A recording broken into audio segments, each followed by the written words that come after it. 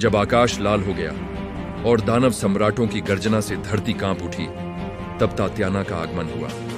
उसके चारों ओर एक सघन काली और हरी आभा फैलने लगी, जो देखते ही देखते पूरे आकाश को अपनी चपेट में ले लेती है। उसकी अविश्वसनीय शक्ति के दबाव से विशालकाय दानव सम्राट भी कोसों पीछे धकेल दिए गए। लाल आकाश अब एक भयावह रात में बदल चुका था, जहां केवल रहस्यमयी प्रकाश की किरणें ही शेष थीं।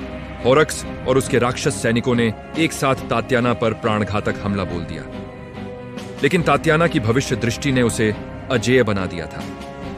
वह हर वार को होने से पहले ही देख पा रही थी। वह हवा की तरह फुर्तीली थी। दानवों के प्रहार उसे छूने से पहले ही विफल हो रहे थे।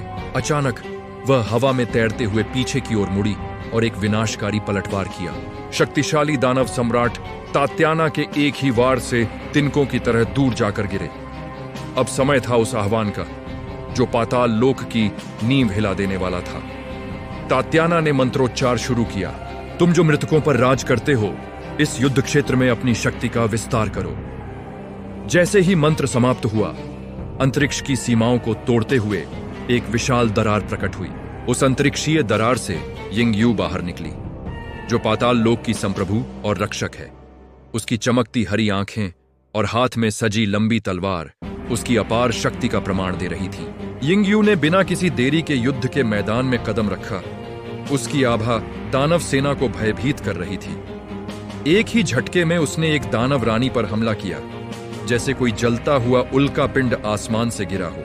यिंग यू की शक्ति का बवंडर इतना विशाल था कि कोई भी दुश्मन उसके सामने टिक न सका। दानव सम्राटों को अपनी हार साफ दिखने लगी और वे पीछे हटने को मजबूर हो गए। युद्ध का शोर धीरे धीरे शांत हुआ।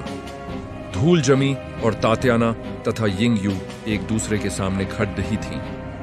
एक नई साझेदारी का उदय हुआ है, जो दुनिया को अंधकार से बचाने के लिए तैयार है।